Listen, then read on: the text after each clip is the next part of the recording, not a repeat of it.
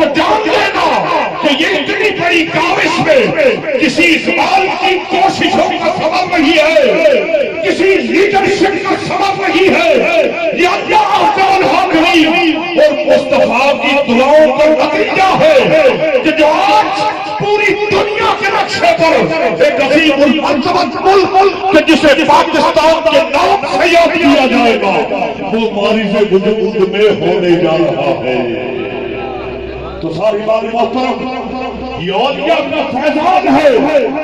کہ عظیم المرتبت ملک میں اللہ الحاکمین نے عطا کیا۔ یہ اولیاء کے فیضان کا ثمر ہے کہ جگہ جگہ کہیں دادا علی حیدری کا نام نظر آتا ہے، کبھی سندھ کی دھرتی پر لال شہباز قلندر کا مزار نظر آتا ہے، تو کہیں بلوچستان میں کوئی نورانی بابا کے نام سے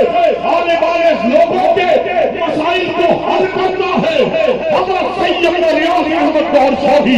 مستجل العالی۔ آپ ارشاد فرماتے ہیں کہ کیا کبھی سوچا کہ ان مزاروں میں ایسا کیا ہے کہ ہزار لوگ